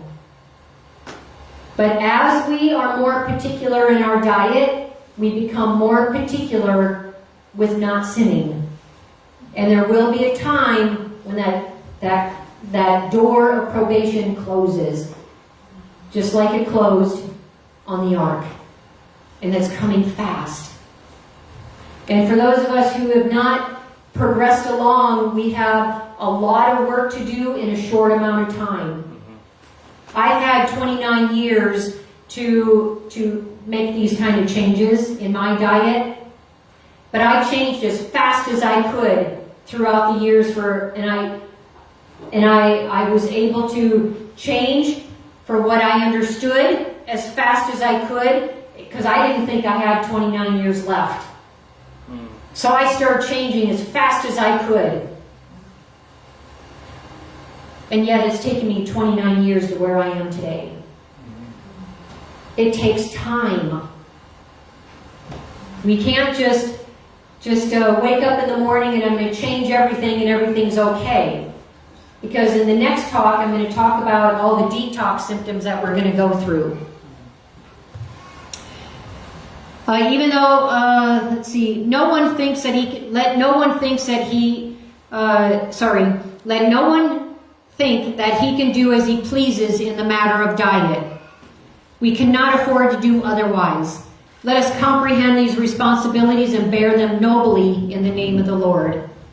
And we do the greatest medical missionary work at the table. I can't tell you how many times I have been eating at the table, minding my own business. I eat my diet, you eat your diet, and people ask me about my diet. It's been an amazing journey to learn and to share. So as we near the close of time, we must rise higher and still higher upon the question of health reform and Christian temperance, not only by our words but by our practice. Combined, they have a telling influence. You see, we can't teach one thing and then be a hypocrite and do another. God hates a hypocrite. He wants us to live what we teach. Satan gathered the fallen angels together to devise some way of doing the most possible evil to the human family. One proposition after another was made till finally Satan himself thought of a plan. He would take the fruit of the vine, also wheat, and other things given by God as food, and would convert them into poisons, which would ruin man's physical, mental, and moral powers, and so overcome the senses that Satan should have full control. Now this is particularly talking about alcohol, but we know that Satan has genetically modified some foods,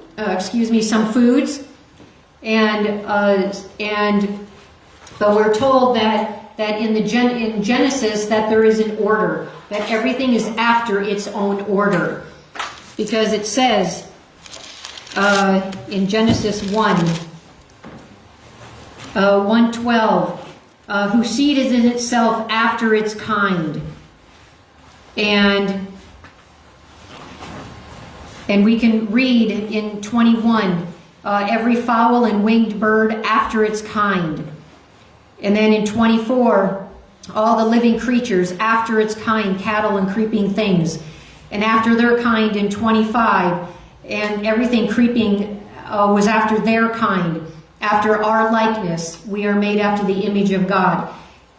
There's lots of principles to tell us that genetically modified food should not be part of our diet.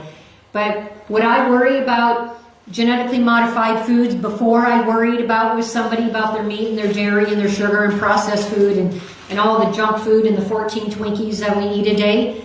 No, there's an order. You know, we do have to be reasonable about this.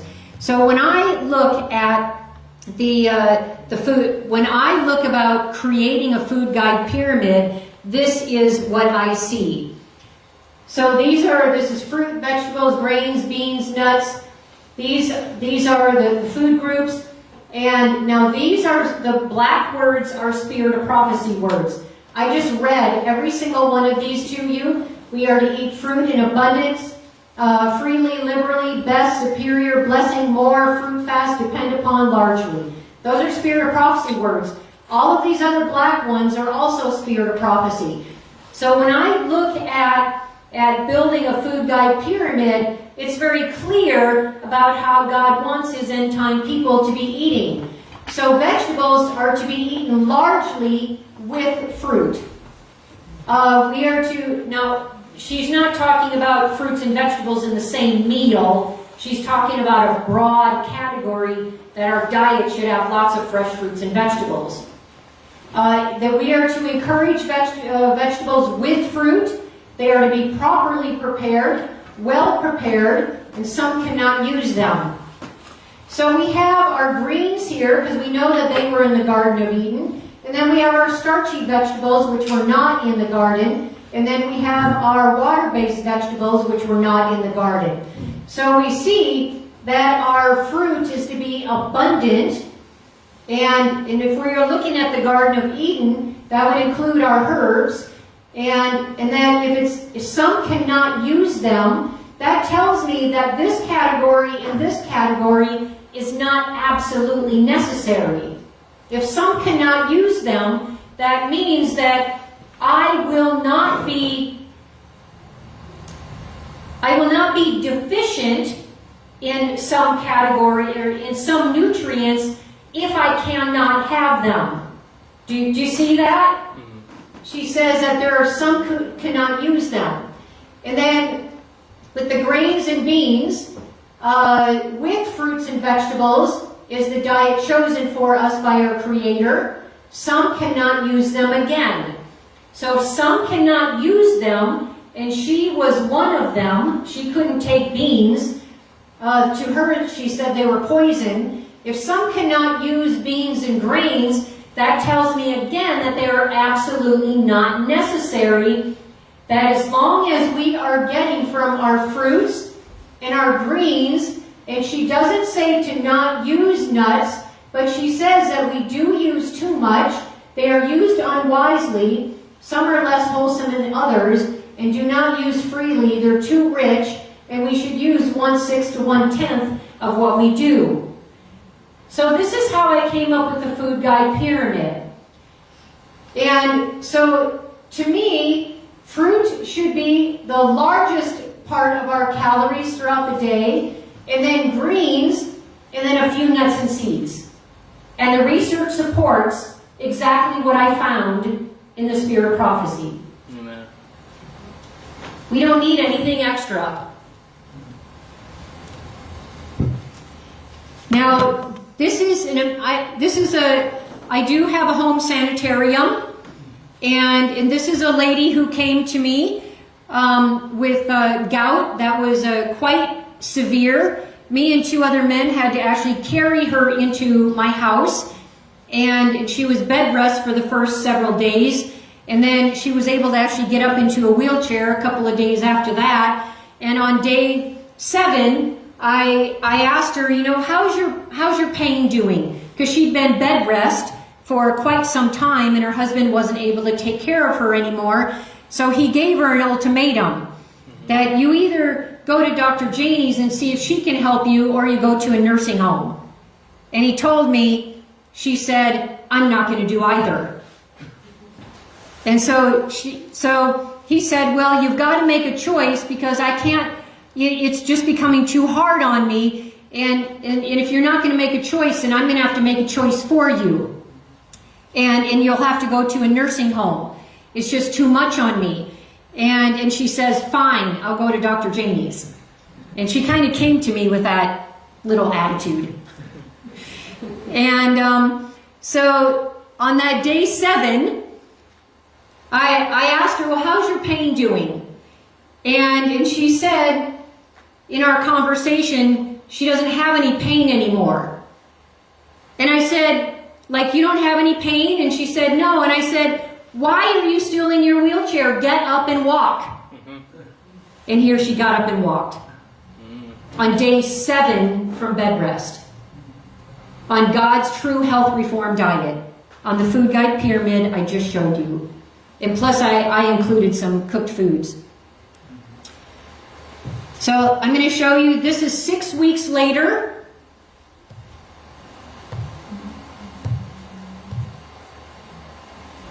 Oh, it's not playing.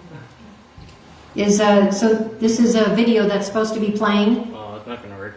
Oh, it doesn't work? Okay. So anyway, her family kept her on this health reform diet, and this was sent to me, I believe it was 6 weeks later. And if the video were working, you would see her walking for the first time unassisted. 6 weeks. This is another woman who came to me, and this was her picture before, and I do have her permission to use her picture. But notice, she's kind of pasty. And notice that the wrinkles on her head, the lines in her forehead, you can see her eyes are quite gaunt. You can see inflammation that's around her whole face. You can see her nose and her pursed lips. Look at that, 10 days later. 10 days. Look at her eyes. Those eyes showed life again. You can see all the worry lines are gone now. You can even see how kind of unkempt and unhappy even her eyebrows are. And look at they're all happy here. And you can see even her nose, the inflammation's gone down around her face as well. Look at that beautiful smile. I say praise God. 10 days. Here's another lady who came to me with diabetes way out of control for quite some time. Blood sugar is 16.9, 18.7, 19.1. 19.1. She's got sugar in her urine along with ketones. And now here she is at my house wearing a continuous glucose monitor.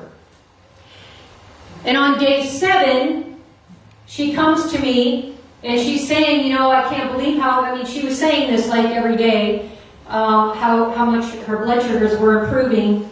And on day 7, I said, let me see your continuous glucose monitor. And so here we have, so on day 7, and I said, what have your blood sugars been doing on average over the last 30 days with 7 of those days at my house? It's already gone down to 11.6. We see 40% of her sugars are in range. She's got 24% very high sugars, 36% high, and no lows, and 1% very low. So this is November 20th, and I'm going to go over here. This is still November 20th. And I said, what have your blood sugars been doing over the last 14 days? 7 of those days at my house. 10.9 with a standard deviation of 2.9, 58% in range. Still November 20th. I said, what have your blood sugars been doing over the last 7 days? 7 days at my house. 8.6. 9.1 standard deviation, look at that, 91% in range on day 7 with a very high fruit diet. Now I said, what have your blood sugars been doing over the last 2 days? So this is still November 20th. 8.6, 1.2, it's tightening up. Look at that, 98% in range. And then on the next day, November 21st, I said, what have your blood sugars been doing today and yesterday? Look at that, 7.7. That's average now. And she's now 100% in range. She came to me on about 125 to 150 units of insulin a day. She left on less than 10. Amen. In 10 days. And yet we're told don't feed people with diabetes fruit. You see, I took away all the offenders and I added all the beneficials. And the world wants us to believe that the sugar that comes from Twinkies is the same sugar that comes from apples. And so many of us have believed the lie. And we've given up fruit in our diet. And this is sad because this is most of our own people, even pills and surgery. And when it comes to lifestyle change, it's optional. I'll just go to the doctor and get some pills, it's easier. But the laws of health says that we are what we eat.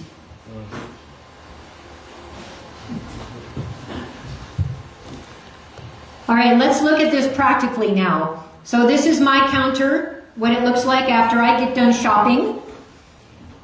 This does not include everything that I already put in the refrigerator. I just happen to take it, and this is while my husband and I are traveling. I do not change my diet when I travel. I eat the way that I eat, and no matter where I go in the world, I eat the way that I eat. And I don't deviate, because I've learned that from Jesus, John the Baptist, and Daniel and his friends. You don't change, you don't compromise for anything. You don't go backwards. You don't ever change the way you're eating to please another person. We eat the way that we do because that's where we are in our process. You're in your place and I'm in my place, and we all have to be comfortable where we are. I'm comfortable wherever you are, even if you're eating toads. I don't care. You know, and you should be comfortable with me if I'm only eating fruit. You know, because that's just where we are. There's no comparing each other where we are. So this is another day after shopping. This is before I put everything in the refrigerator. So you can see there's this is enough for less than 2 weeks for 2 people. After a week, I'm probably going to be shopping for a few things that are already missing.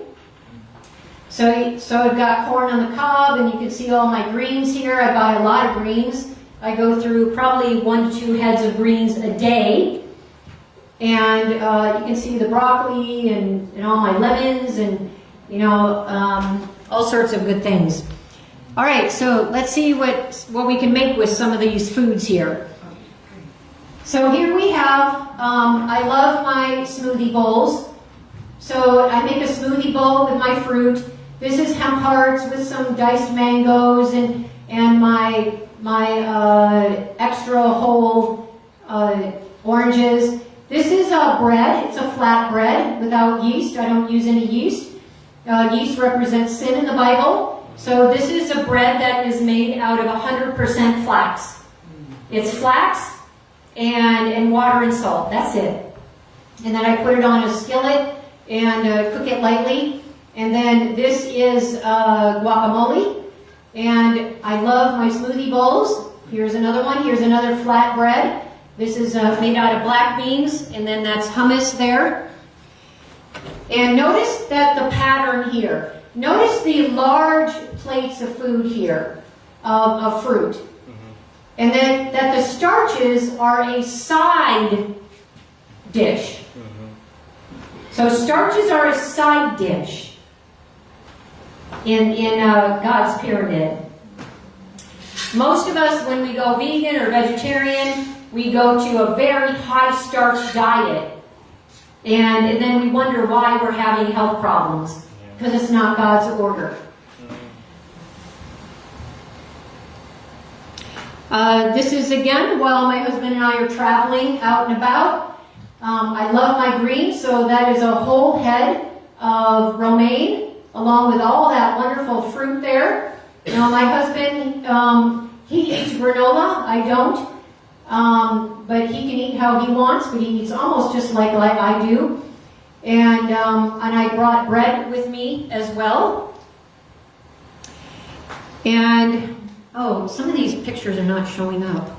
Oh, too bad. And so you can see I have very large salads. This is a large serving bowl for probably a serving of 4, family of 4. And then there's some chia and a bunch of fruit, and I have blueberries in there. And then I have over here as well. This is this is my version of banana split, and I make banana splits for breakfast. So I cut my banana in half. This is 100% mango ice cream, 100% banana ice cream, and 100% strawberry ice cream. This is 100% raspberry ice cream. And this is carob. So it's just a little bit of carob with dates and a little bit of water. And so it acts like a chocolate sauce. And this is only dates and water in my Vitamix for toppings. And then and if I'm fruit fasting, I'm only going to have that as the fruit. But if I'm not fruit fasting, then I will chop nuts on the top. Here is, this is another flat bread that I made. Well, it's not so much flat, but it's without yeast. This is made out of 100% buckwheat. So if any of you are interested in making any of these breads, just let me know. I'd be happy to share them. I do a lot of melons. So I do a lot of mono meals. So that would be like melons only, or just bananas, or just oranges. And it's a wonderful way to heal the body and to reduce inflammation and to heal diseases. And so I eat a lot of melons. Love them. I'm not sure, some of these are not showing up. I'm so sorry. I wanted to show locust. Now we talked about locust is carob. The locust is a nickname for carob in Israel. And that's because they pod together like locusts. If you see locusts on a plant, you generally will see that they all congregate together in a mass. Well, when you look at carob, that's what they are like as well. And they're long pods that hang from a tree, and they all grow very tight together like you would see locusts. Now, there are some people who say that in the quote that it didn't show up, it says that John the Baptist was a pure vegetarian in Councils on Diet Foods, but for some reason it didn't show up here.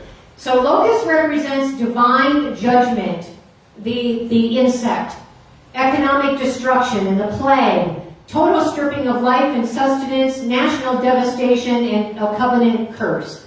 But yet it is a call to repentance. The locust bean, carob, the fruit, represents wilderness food, reformation, restoration, sustaining life without indulgence, preparation for the return of Jesus, teaches us dependency, simplicity, non-addictive foods, God's sufficiency, and humbleness. The Elijah message is a wilderness message. John was that type. We as God's people are that type, preparing for the day of the Lord. John ate only wilderness food, no preparation, no cooking, no luxury, fully simple, nothing cooked, no wine, indulgences, spice, or grains. The principle here is not to eat exactly this food, but it's to master our appetite so that heart can be returned to God. And appetite is an absolute part of that process. So here's some more meals. So you can see again, this is a giant salad. We're talking about, a salad bowl that's like this. It's most people would consider that to be like a salad for 4 or 5 people, and I eat that in one meal every day. And I generally eat 2 of those a day, and then a bunch of fruit. There's some other examples.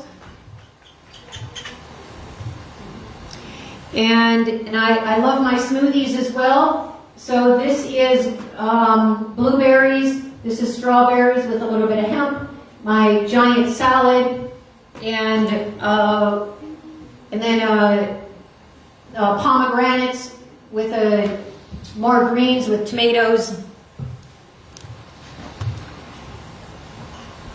All right, so this is a meal that I made for my husband. I don't eat bread, but he does. And I've got homemade pickles here, tomato, avocado, all that lettuce, and a giant salad. Another meal on another day, those are some patties with corn and a giant salad. Those are olives, well prepared, by the way. And also my dog eats like we do. So these are her raw fruits and vegetables, and then I give her plenty of beans. And I've consulted with a dog nutritionist specialist, and she's gone over my diet and that I feed my dog, and she's given me a total clear saying I'm doing great. And my dog loves it too. Sorry about these pictures that didn't come through, but then there's some happy people at my table. So this was a time when there was a couple of people that remained in church at Christmas time who didn't have anybody, so I invited them over, and this is our Christmas meal. Everything's whole food, plant-based, not refined, no sugar, and no yeast in anything, but just a wonderful meal that we shared together.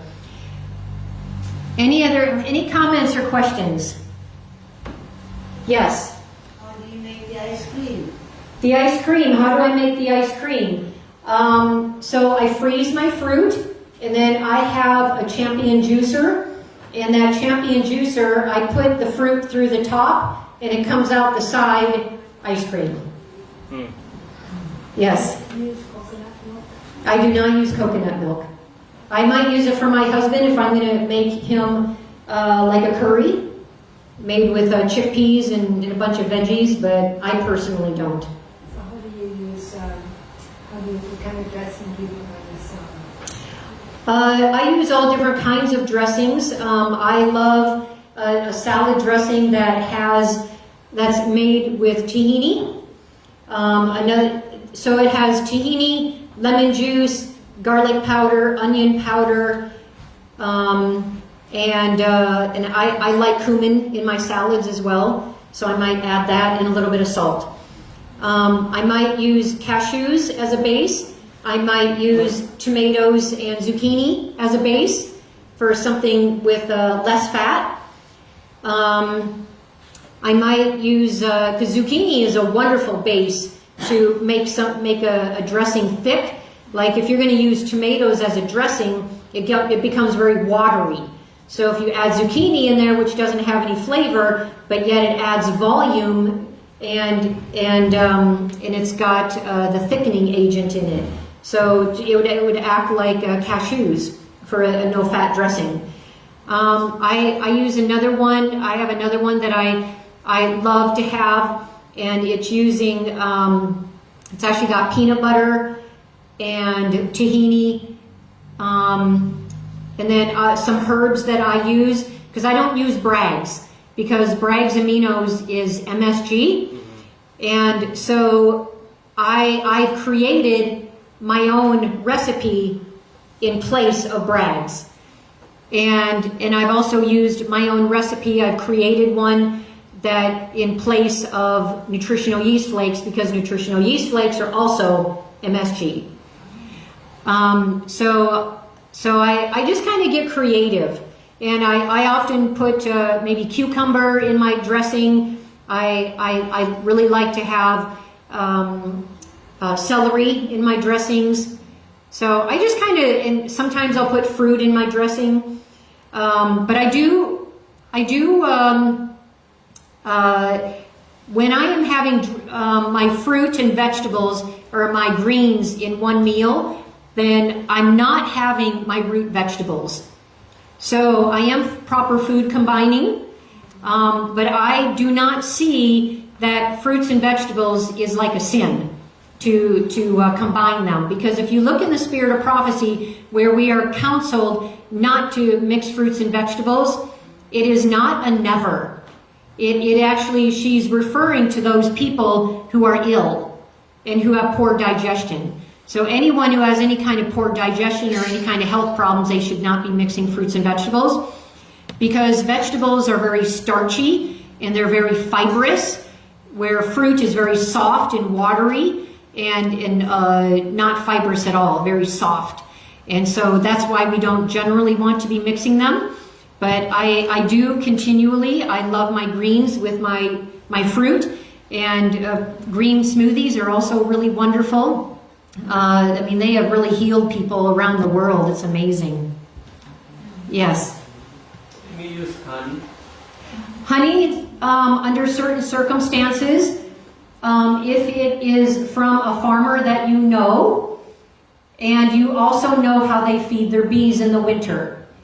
When most farmers, what they do is they will harvest 100% of the honey for human use, and then in their place, they give the bees sugar water.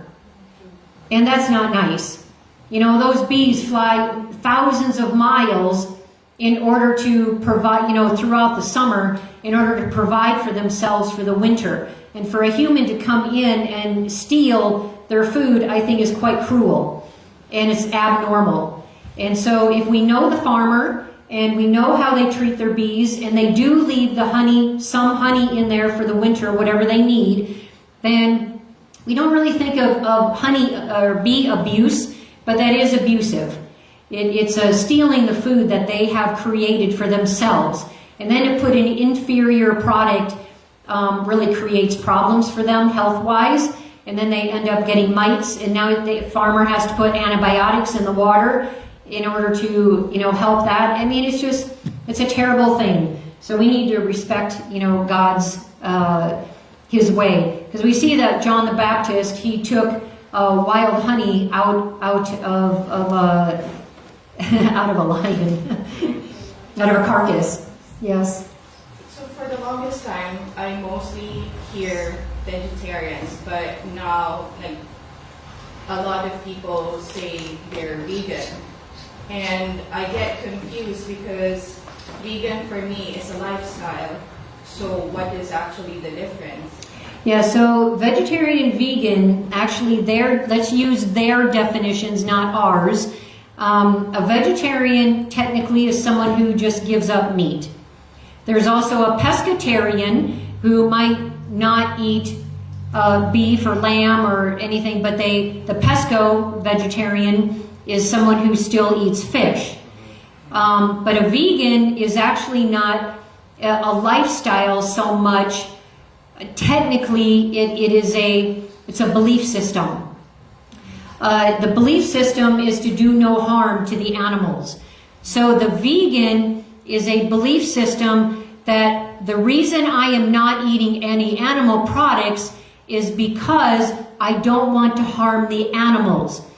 And therefore, I will not wear leather belts or use silk, or I will not use honey. I will not use anything that comes from an animal or is tested on an animal. And it's a philosophy. We are not vegans. We espouse the philosophy, or we should, but we are called health reformers. God has called his people to be health reformers, not vegans. Yes, it should be part of health reform. We do need to care about the earth. We do need to be tree huggers. We do need to care about the environment and the animals and if they're being tested upon. But that's not the reason why we are eating. The motive that we are eating the way that we eat is because God's commanded it. It's because I want to honor my body temple. And when I start eating more pure like that, all of a sudden, my whole understanding and my compassion starts to come out that if I see an ant on the ground and walking around carrying a little crumb, I'm going to walk over him. I'm not going to walk on top of him and squish him. You know, because we just start to have compassion for God's creation. And we understand that they're there for a reason, and the little guy is there, he's trying to bring food, you know, to the den. And so why would we just squish them? You know, yes, we have a right to have homes that are free from pests, and if there's no way to humanely get them out, we do have permission to remove them because it does affect us. But for me, if I can save a bat or I can save a mouse that's in my house, I'm going to save it. Why do I need to kill it? just because it's doing what's natural, because it's trying to find a warm place in the winter. So I'm just going to, capture it if I can. And then if I can't, well, I'm going to eventually set a trap. But not a glue trap, because that's pretty inhumane. But I'm going to set a trap to where they die instantly.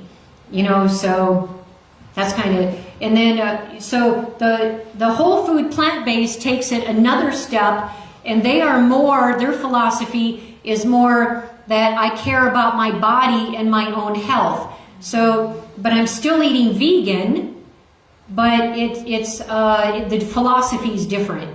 So but God, when He calls us to be a health reformer, it includes all of these. We are to care about the animals, and if they're being tested upon, and makeup that gets put into the eyes of these innocent little rabbits, and they go blind from the makeup that women wear so we can beautify ourselves.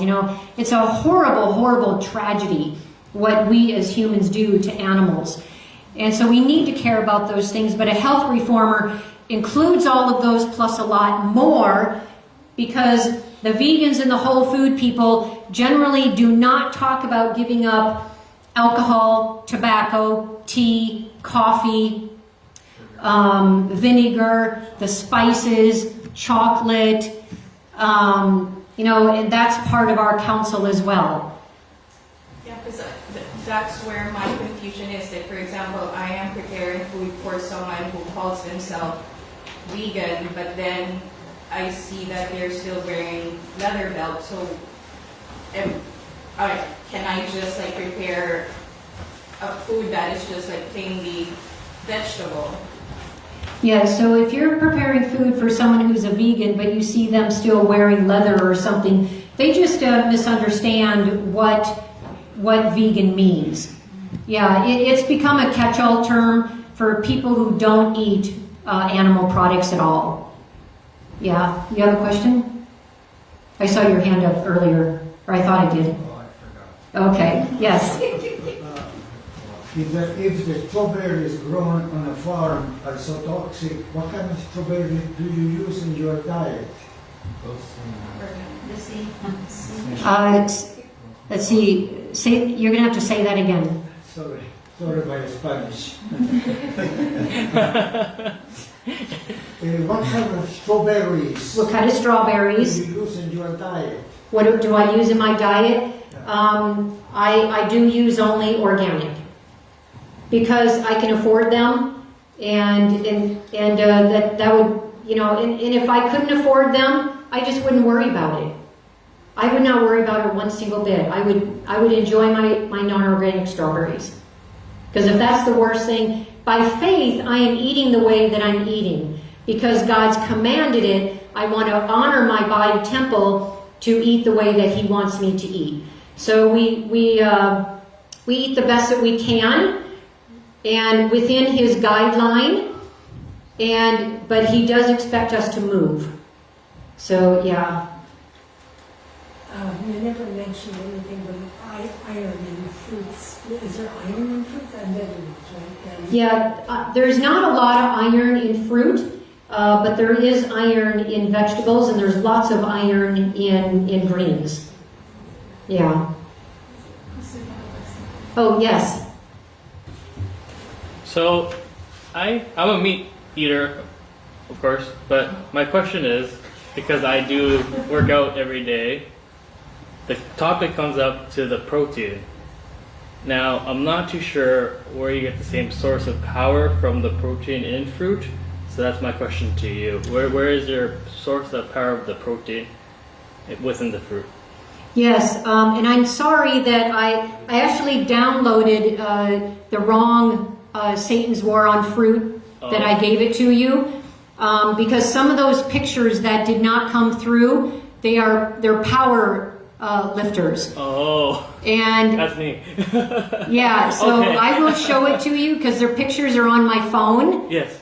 So they're amazing. Their bodies are absolutely amazing, and they are frugivores or they're fruitarians. Perfect. So we get everything that we need. We do not need meat in any sense of the way. We have been sold a bill of goods that thinking that we need to eat meat.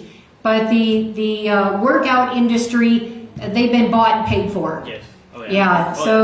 So we can build beautifully everything that you see in a meat-eating bodybuilder. You can do just as well and better than a meat eater on a frugivore diet. Thank you for answering. You're welcome. Yes. Can I speak to that? Christian, Yes. if you're working out every day, what you want is energy. Quit eating meat and your workout will be easy. That's what I meant when I said you'll do better. Got it. Yeah. Because you'll have a lot more energy. Yeah. And you actually, the research shows that you will actually recover faster if you have fruit afterwards than meat. Okay. Yeah. Yes. I used to suffer a lot from acid reflux. Uh-huh. So bad that I went to the hospital. When I stopped eating meat, I don't have it anymore. Yeah, amen. So she doesn't have acid reflux anymore when she's given up her meat. Yes, I hear that all the time. Yeah, that's excellent. Yes. I suffer from hypoglycemia. Yes. A fruit diet may not be ideal for me. It's perfect for you. It actually is the perfect diet for you if you're hypoglycemic. You see, you're hypoglycemic because of all the other things that you're eating in your diet. And I'm not going to embarrass you or ask whatever else you're eating, but it's whatever else you're eating in your diet, guaranteed. It is not the fruit. 100%. I'm telling you, it's not the fruit. But if you give up all these other things that are the offenders, I don't know what you eat, but they are the meat, the dairy, the eggs, the processed foods, the sugary foods, the flour products, the dainties, the cookies, the ice cream, all of that is the problem. God's real food, which is fruits and vegetables, whole grains, beans, legumes, nuts, seeds, herbs, these things are not the problem. They actually reverse every single kind of disease. Thank you. You're welcome. Yes. I'm drinking tea, but I'm drinking like dried fruits or herbs. Is that Yeah. okay? Yeah, totally, yes. Herbal tea is totally fine, or hibiscus, or something like that is totally fine. It's when it's caffeinated, which includes green tea. Green tea is big in the health food world, but health food enthusiasts, we are the most gullible of all people. I mean, they put the MSG on us. They put the fluoride on us, and yet fluoride, it's an industrial waste, and they bill it to us as a beneficial. So we really need to be in the Word, and when we look to the Word, the answer is very clear. Any other questions? Yes. I have one about fasting. About what? Fasting? Fasting, yes. You were mentioning a while back that if you're doing physical labor, that you should do fruit or something rather than nothing? Yeah, so if we're doing physical labor, we don't want to lose muscle mass, so we should be eating something. Yeah, we do need to be eating while we are doing physical labor. And the same would apply to, say, Christian working out every day. Yeah, should be eating. Yeah. All right, any other questions? So we're about a half an hour behind. So I'd like to give you a 10-minute break. And my next talk is also an hour and a half. All of my talks are an hour and a half, plus a half an hour Q&A. So the Q&A took about a half an hour or longer. And so but we started later. So do you want to call it good for the day? Or are you good going for another 2 hours after a break? Or I'll do consensus. What do you guys want to do? 10-minute break. 10-minute break and then continue? Okay. So why don't we do a 10-minute break? And let's, it's about 33. So let's just come back at the 40. So that gives us like a 7 minutes, 8 minutes.